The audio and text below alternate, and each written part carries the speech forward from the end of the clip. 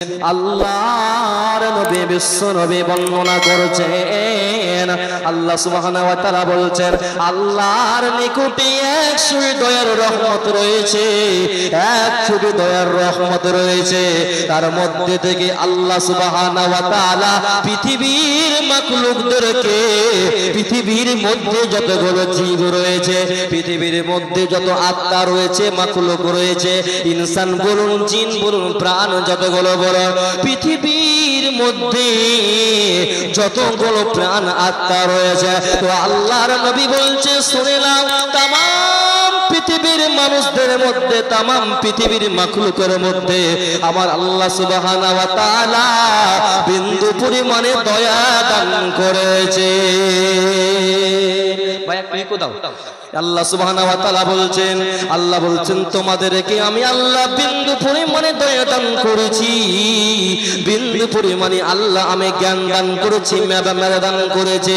সামান্য একটা দয়াতে আমি আল্লাহ মানুষকে দিয়েছি, জিনকে দিয়েছি, গোটা পৃথিবীর যতগুলো মাখলুক রয়েছে তামাম পৃথিবীর সবার মধ্যে আমি আল্লাহ সুবহানাহু ওয়া তাআলা একটা দয়া বিন্তন করে দিয়েছে। একটা দয়া দেওয়ার কারণে মা কত সন্তানকে ভালোবাসে বন্ধুরে, মা কত সন্তানকে মূল্যায়ন করে, মা কত মহব্বত করে সন্তানকে, ছেলে কত মাকে ভালোবাসে, বাবা কত ছেলেকে মহব্বত করে, একে অপরকে কত দয়া করে, একে অপরকে কত মূল্যায়ন করে, একে অপরের সঙ্গে এত বন্ধু তালে। আল্লাহ বলছেন বান্দারে আমি আল্লাহ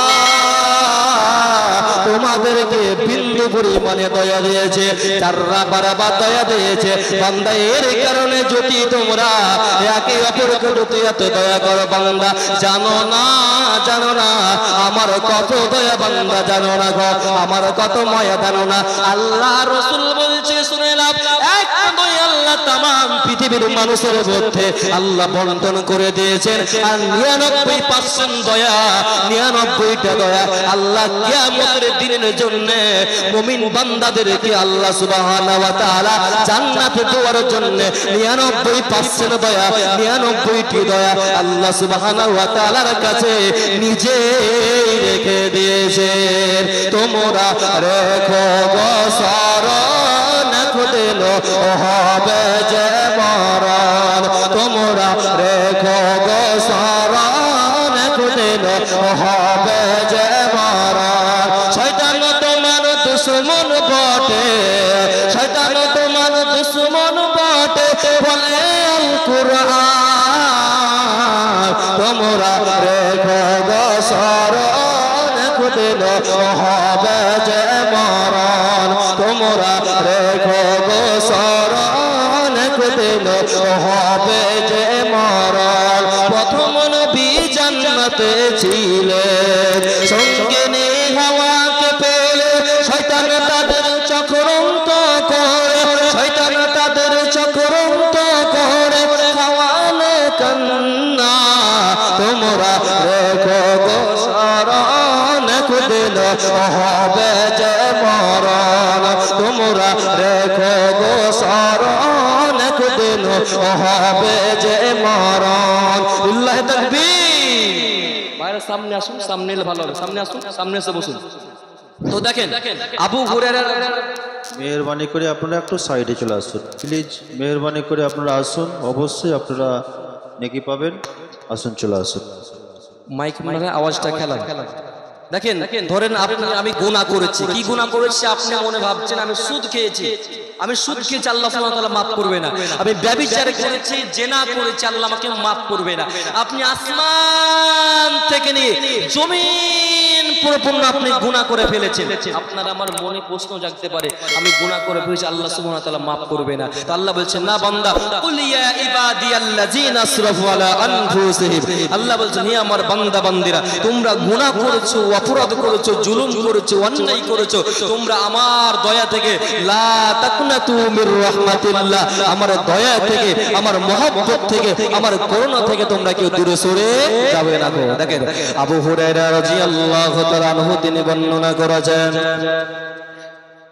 আল্লাহর নবী বিশ্ব নবী জনাবে মুহাম্মদ রাসূলুল্লাহ সাল্লাল্লাহু আলাইহি ওয়াসাল্লাম বলছেন, একজন ব্যক্তি সে পৃথিবীর জমিনে কোনদিন ভালো কাজে ভালো আমল নামাজ রোজা কোনদিন করেনি।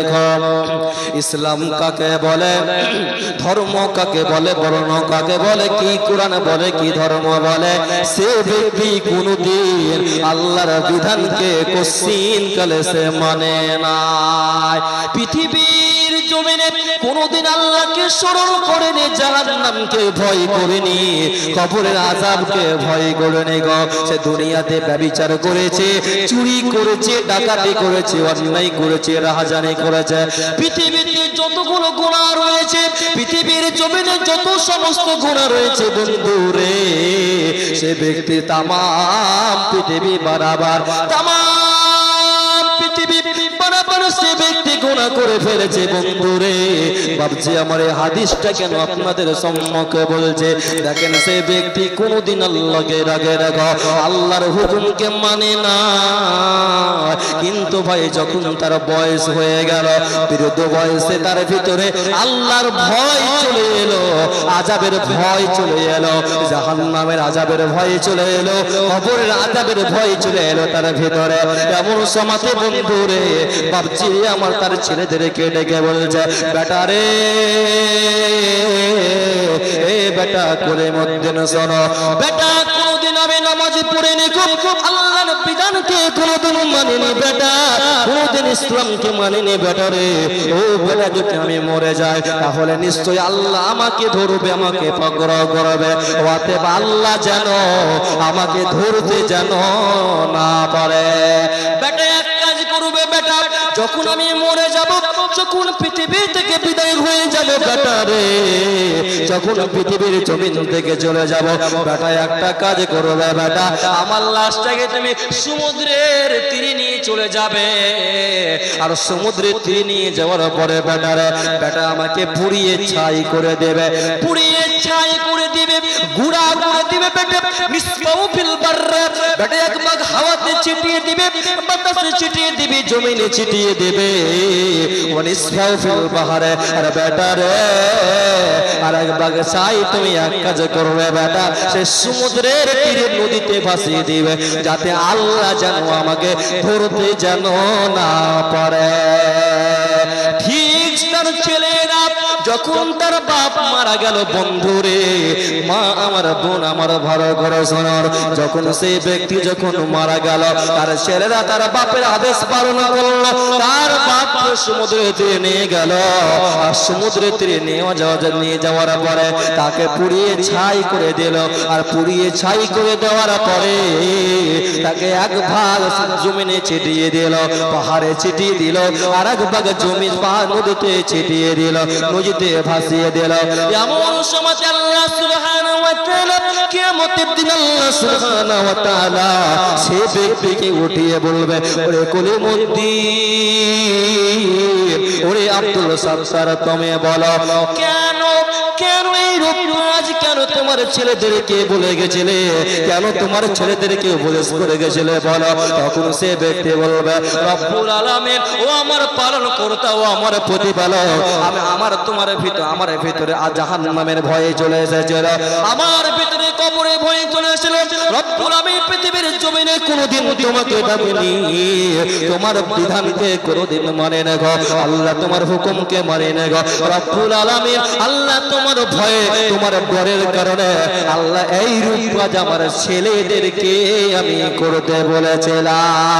আল্লাহ বলবেন, বান্দা তুমি জানো না, জানো না আমার কত দয়ার বান্দা, জানো না আমার কত মায়া তোমরা জানো না গো।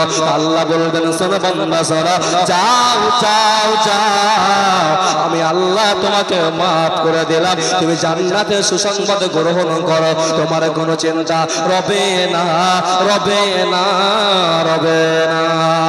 মরণ আমায় ডাক দিয়েছে, যেতে হবে ভাই, মরণ আমায় ডাক দিয়েছে, যেতে হবে ভাই। পরকালে দেখা হবে, এখনো চলে যায়, পরকালে দেখা হবে, এখনো চলে যায়, মরণ আমায় ডাক দিয়েছে যেতে হবে ভাই, যে ডাকের সারা আমায় দিতেই হবে, থাকিতে পারিব না আর মিছেই হবে, যে ডাকের সারা আমায় দিতেই হবে, থাকিতে পারিব না আর মিছেই হবে। ভাবিনি ও সময় ডাকিবে আমায়, করিনি ঈমান আমল কি হবে উপায়, তওবা করার সময়টা এখন আমার নাই, তওবা করার সময়টা এখন আমার নাই, মরণ আমায় ডাক দিয়েছে যেতে হবে ভাই। পাড়া পড়োশি ভাই বোনার ঘরের সুন্দর বিবি ভুলে যাবে কিছুদিন পর যতই আপন ভাবি, রেখে যাওয়া সম্পদ তারা নিয়ে যাবে লুট করে, আমি পাপে থাকবো পড়ে অন্ধকার কবরে। এই দুনিয়া কারো জন্য, এই দুনিয়া কারো জন্য নয়তো চিরস্থায়ী, এই দুনিয়া ছেড়ে তোমায় যেতে হবে পরকালে, মরণ আমায় ডাক দিয়েছে যেতে হবে ভাই। এই জন্য আল্লাহ বলছেন সরো, পৃথিবী পুরোপূর্ণ গুনাহ করেছো, তোমার মতন পাপী আর পৃথিবীর জমিনে কেউ না, তোমার মতন গুনাহগার পৃথিবীর জমিনে কেউ না। বান্দারে